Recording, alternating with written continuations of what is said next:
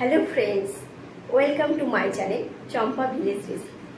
আশা করছি আমার পুরো ইউটিউব ফ্যামিলি আপনারা সবাই ভালো আছেন, আমরাও সবাই ভালো আছি। আপনাদের জন্য আজকে একটি মজাদার রেসিপি নিয়ে চলে এসেছি।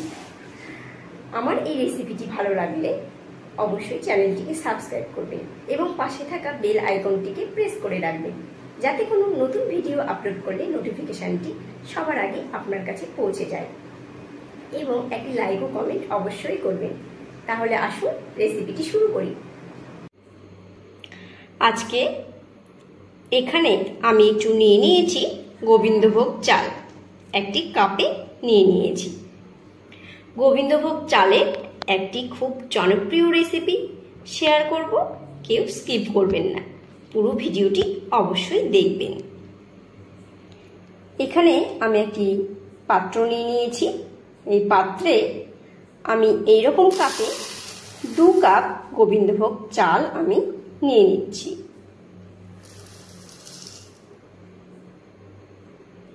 খুব সহজেই কি করে ঝরঝরে বাসন্তী পোলাও বানাবেন সেটি আমি শেয়ার করব। এই গোবিন্দভোগ চালে আমি জল দিয়ে নিচ্ছি।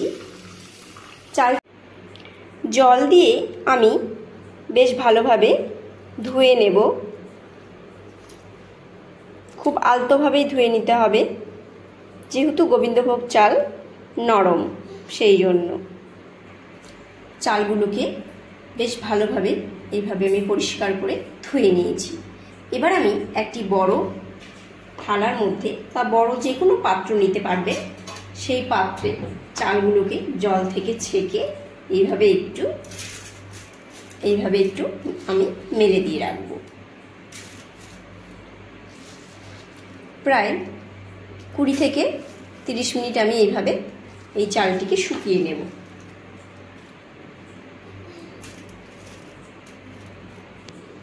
এখানে আমি নিয়ে নিয়েছি একটু কিশমিশ আর কাজু বাদাম, আর এখানে আমি নিয়ে নিয়েছি কয়েকটি লবঙ্গ, দারচিনি, এলাচ ও তেজপাতা।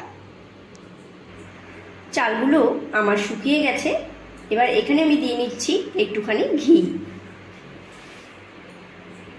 আর দিয়ে নিচ্ছি আমি হলুদ গুঁড়ো,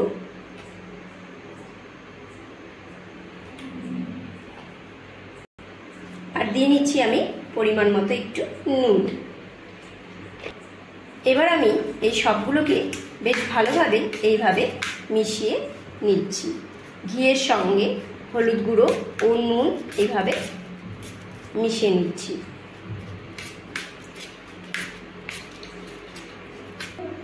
এইবার আমি এখানে একটু আদা ও টমেটো, মানে একটি টমেটোর 4 ভাগের 1 ভাগ টমেটো আর আদা আমি পেস্ট করে নিয়েছিলাম, সেগুলোকে আমি এর সঙ্গে এইভাবে মিশিয়ে নিচ্ছি।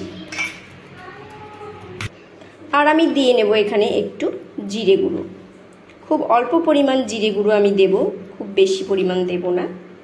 আর দিয়ে নিলাম খুব অল্প পরিমাণ একটু কাশ্মীরি লঙ্কার গুঁড়ো। এবার আমি এই সবগুলোকেই খুব ভালোভাবে এইভাবে আমি মিশিয়ে নেব। জিরে গুঁড়ো ও কাশ্মীরি লঙ্কার গুঁড়ো কেউ চাইলে ব্যবহার না করলেও করতে পারেন। এগুলো আমার মিশিয়ে নেওয়া হয়ে গেছে। কড়াই বসিয়ে দিয়েছি। এখানে আমি দিয়ে নিলাম একটু সয়াবিন অয়েল। এই তেল একটু গরম হতেই এখানে আমি 1 চামচ ঘি দিয়ে নিচ্ছি।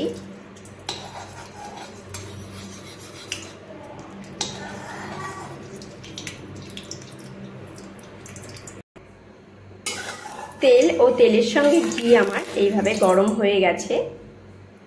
এবার আমি এখানে 2টো তেজপাতা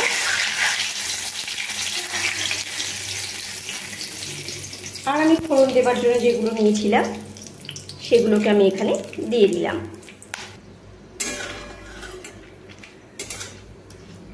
এইভাবে আমি কয়েক সেকেন্ড একটু ভেজে নেব।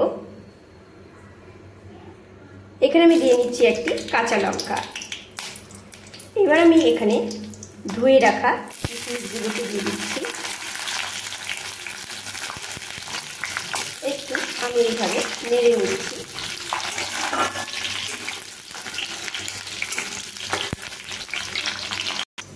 ক্যাশগুলোকেও আমি দিয়ে নিচ্ছি। হালকা এগুলোকে এইভাবে কয়েক সেকেন্ড নেড়ে নেব। এবার আমি এখানে আমার আগে থেকেই মেখে রাখা চালগুলোকে আমি এখানে দিয়ে দিচ্ছি। এবার আমি এইভাবে সবগুলোকে বেশ ভালোভাবে এইভাবে মিশিয়ে কয়েক সেকেন্ড আমি এইভাবে ভাজতে থাকবো।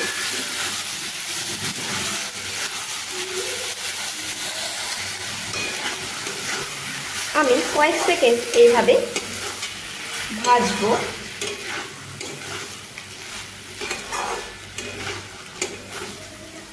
আমার সব বন্ধুদেরকে অসংখ্য অসংখ্য ধন্যবাদ, যারা আমার পাশে সব সময় রয়েছেন, আমাকে এত সাপোর্ট করছেন, আমাকে এত ভালোবাসা দিয়েছেন। যারা প্রথম আমার ভিডিও দেখছেন তারা চ্যানেলটিকে সাবস্ক্রাইব করে পাশে থাকা বেল আইকনটিকে প্রেস করে আমার পাশে থাকবেন। কিছুক্ষণ এইভাবে নেড়ে আমি এখানে এখন জল অ্যাড করব। আমি যেহেতু কাপ দিয়ে মেপে চাল নিয়েছিলাম, এবার আমি সে কাপ দিয়েই জল দেব। আমি 2 কাপ চাল নিয়েছিলাম, সেই জন্য এখানে আমি 4 কাপ জল দেব। আরও 1 কাপ আমি দিয়ে নিচ্ছি জল। আরও 1 কাপ আমি দিয়ে দিলাম। এখানে আমি আরও 1 কাপ জল দিয়ে দিলাম। এবার আমি জলের সঙ্গে এই সবগুলোকে বেশ ভালোভাবে এইভাবে আমি মিশিয়ে নেব। সবসময়ই চাল আমরা যতটা দেব তার দ্বিগুণ পরিমাণ জল দেব, মানে যে পাত্র দিয়ে আমরা মেপে চাল নেব। এবার আমি এটিকে ঢেকে দেব।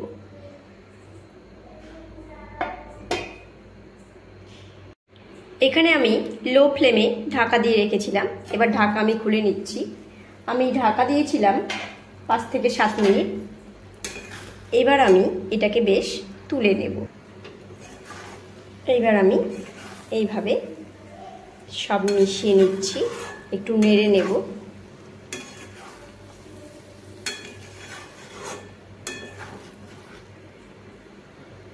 এবার এখানে আমি 2টো চেরা কাঁচা লঙ্কা দিয়ে আরও একটু এইভাবে আমি নেড়ে নিচ্ছি।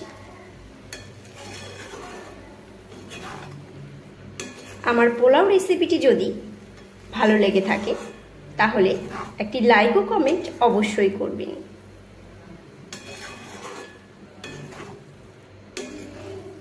এইভাবে নাড়ছি। এটি বেশ ঝরঝরে হয়ে গেছে। আমি এখন এটিকে নামিয়ে নেব।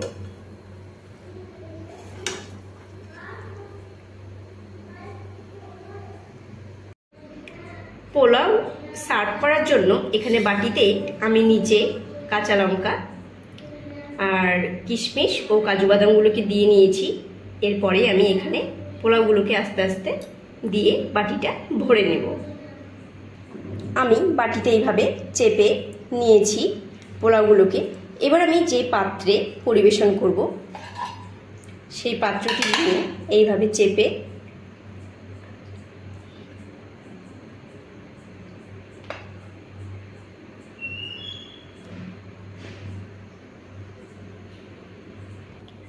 পোলাও সার্ভ করার জন্য আমি এখানে বাটিতে একটু কষা মাংস, লেবু, কাঁচা লঙ্কা আর শসা নিয়ে নিয়েছি।